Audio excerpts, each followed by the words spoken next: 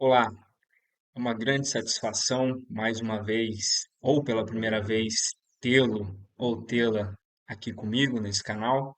Eu fico imensamente grato pela sua atenção e pela presença aqui. O vídeo de hoje talvez traga aí um dos temas mais complexos, e eu admito a dificuldade em organizar a forma como passar essas ideias para você.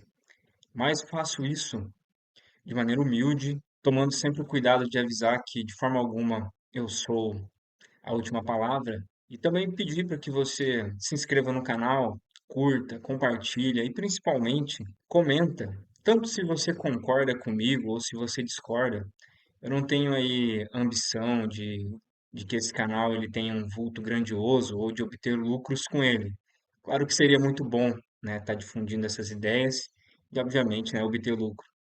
Porém, o que eu estou buscando é uma comunidade de discussão. Eu busco encontrar pessoas que possam discutir esses assuntos. Estou buscando encontrar pessoas para que possamos discutir esses assuntos mais profundamente.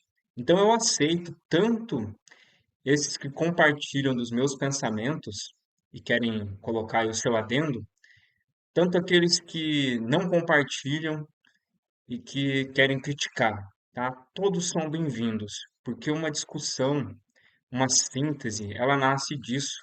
Dois lados que se entrechocam e disso resulta, então, uma conclusão, né, que seria o produto do nosso conhecimento. Mas vamos lá.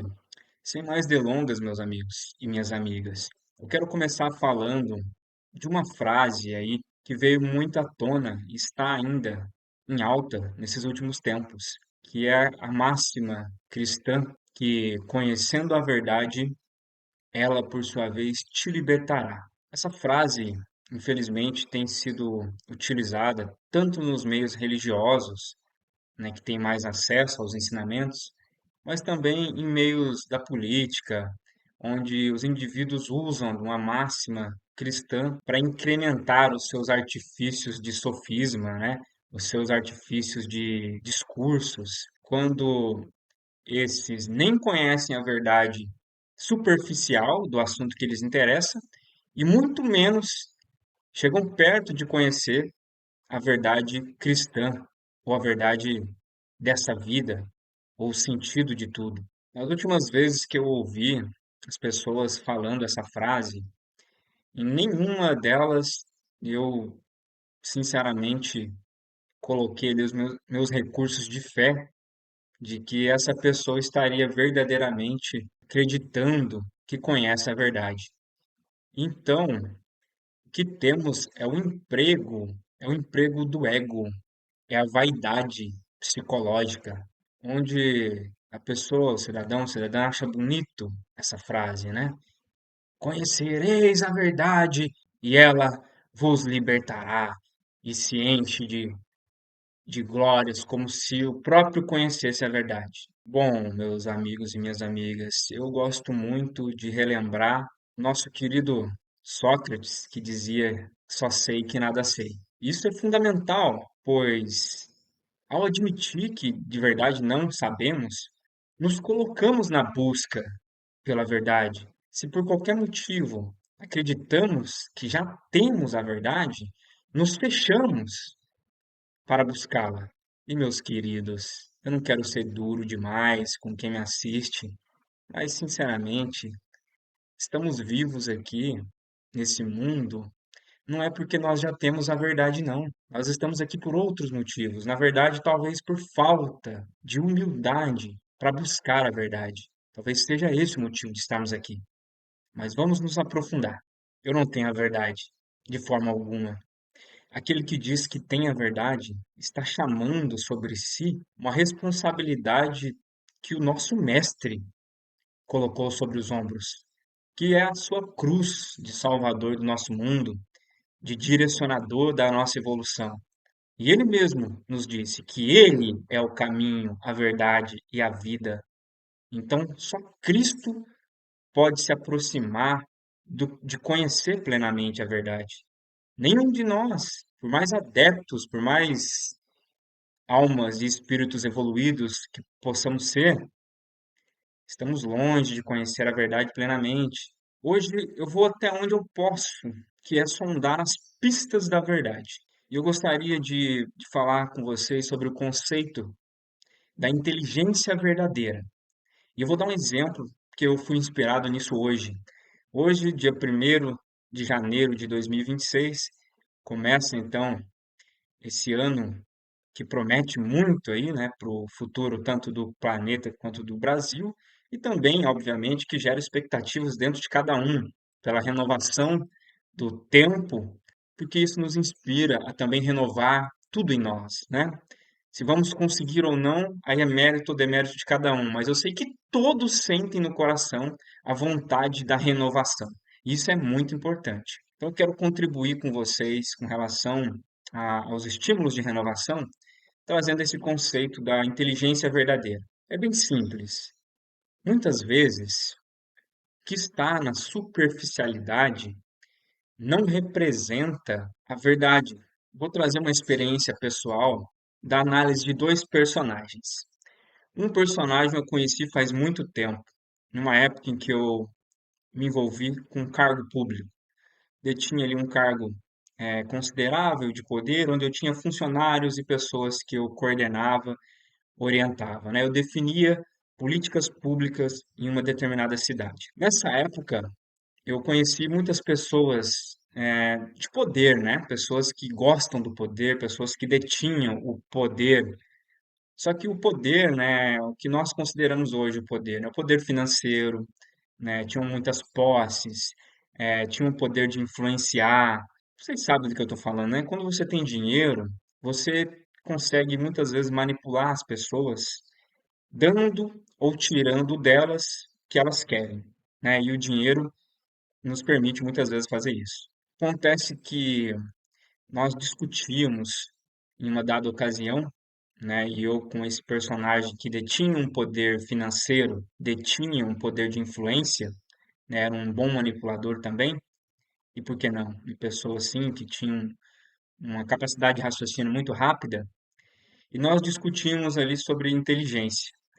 E esse camarada me dizia que determinado funcionário público era muito inteligente, porque, apesar de utilizar para o mal, para a corrupção, teve êxito no que se empenhou em fazer. Ou seja, ele se empenhou em organizar um esquema de corrupção e, na concepção desse meu camarada que nós discutimos, esse agente do mal do sistema, esse corrupto, era muito inteligente, porque de fato teve êxito e não deixou rastros e, enfim, logrou aí o que quis fazer. E eu, na época, rebati essa argumentação e continuo rebatendo, e é o que eu pensava antes e continuo pensando.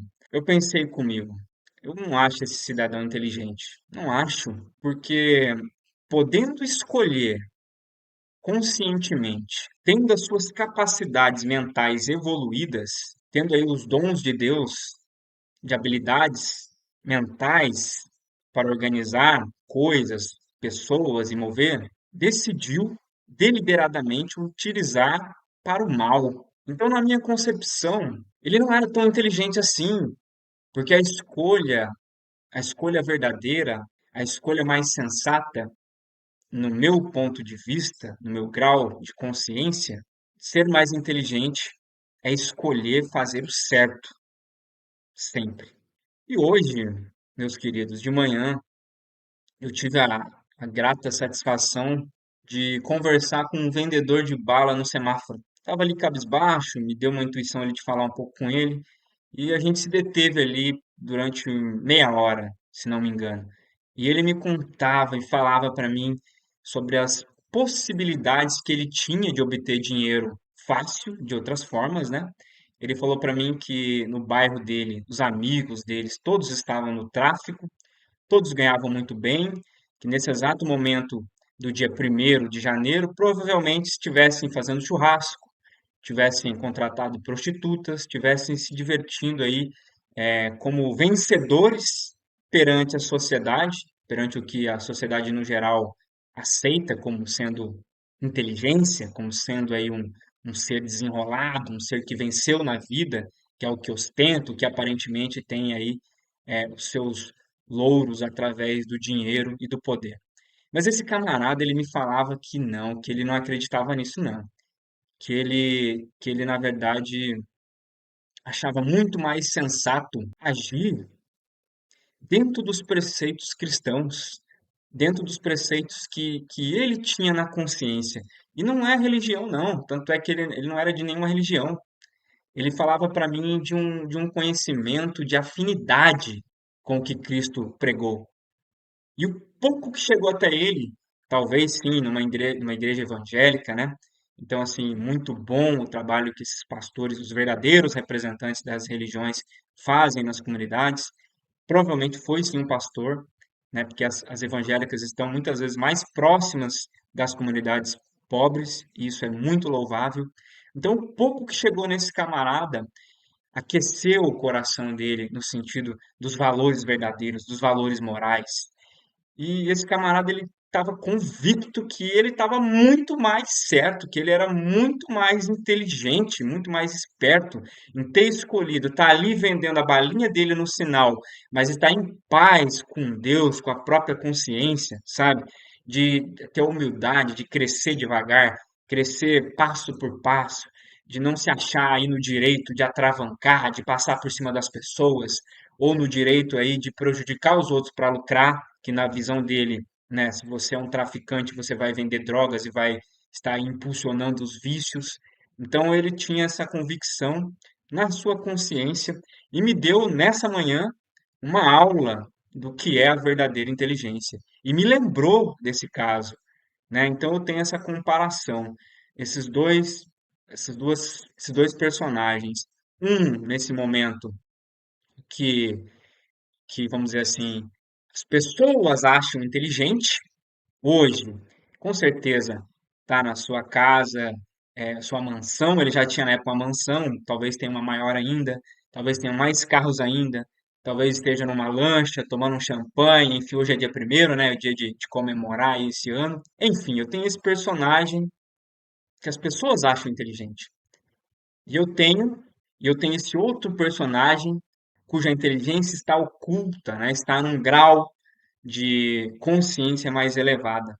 Mas tudo bem, mesmo eu contando para vocês essa noção, pode ser que você ainda não acredite em mim. Pode ser que você não concorde. Você fala assim: "Ah, não, esse vendedor de bala no semáforo não é mais inteligente do que o rico".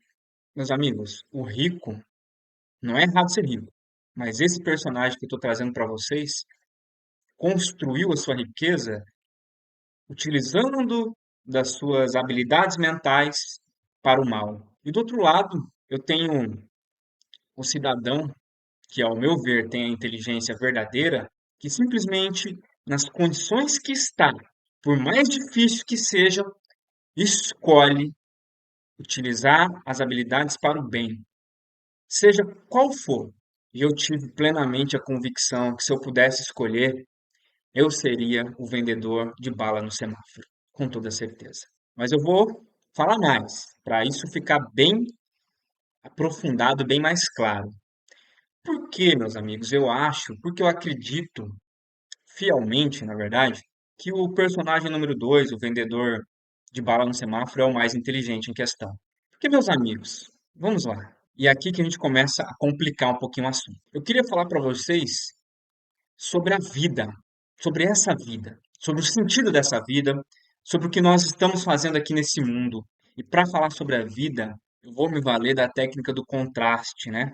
Para que se evidencie preto, nós temos o branco. Para que se evidencie o velado, temos o quente. Enfim, onde no contraste conseguimos compreender realmente o valor do que nós estamos estudando. Então, para falar da vida, eu quero falar da morte, mas não de maneira mórbida. Quero falar da morte de maneira lógica. Vamos lá, então. Não interessa de qual religião você seja. Todas as religiões trazem uma visão sobre o que é eterno, sobre esse conceito da eternidade. Se você considera que nós temos apenas essa vida, que nós vamos morrer e após a morte nós temos aí um julgamento, um paraíso ou um inferno, enfim. Eu não quero aqui ficar definindo o que é. Eu quero falar para vocês sobre a noção do tempo, primeiramente, para que evidenciemos o que é a inteligência verdadeira. Ok, dentro das religiões que acreditam numa vida só e num julgamento posterior. Temos também religiões, o espiritismo, que acredita nas reencarnações. Temos o ateísmo, enfim. Não importa. O que que nós temos por lógica? Que esse tempo que nós temos aqui é breve, concordam? É breve. Uns vivem 10 anos, 15, 30, outros vivem 80, 100. Não importa, é breve quando nós comparamos com esse tempo que nós teremos após a nossa morte. Esse tempo que para nós é desconhecido, né? Mas que todas as religiões aí, ou até o ateísmo, quando você pensa que após a vida não vai ter nada, se não vai ter nada, é uma eternidade de nada depois daqui, né?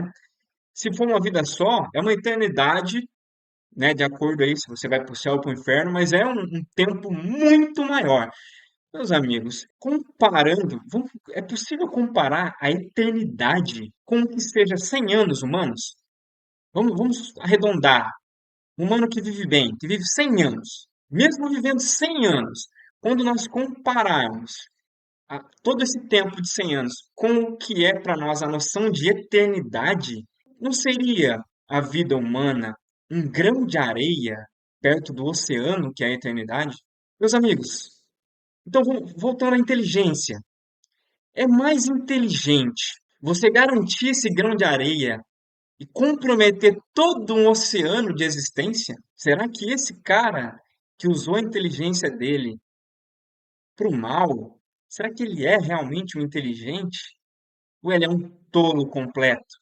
E esse outro, que muitos vão olhar e falar que não é inteligente, porque está vendendo bala no semáforo, mas assim, na conversa que eu tive com ele me deu uma aula de integridade, ele me deu uma aula de conhecimento, não religioso, mas conhecimento moral, sabe? De não querer prejudicar os outros, de se resignar com o que ele tem, de estar feliz, sorridente, pronto a trabalhar e a construir tijolo por tijolo do sonho que ele tem. Esse camarada, ele com certeza está escolhendo o oceano. Mas não aceite assim tão fácil meu argumento. Reflita sobre isso. Pense se internamente faz sentido para você o que eu apresentei.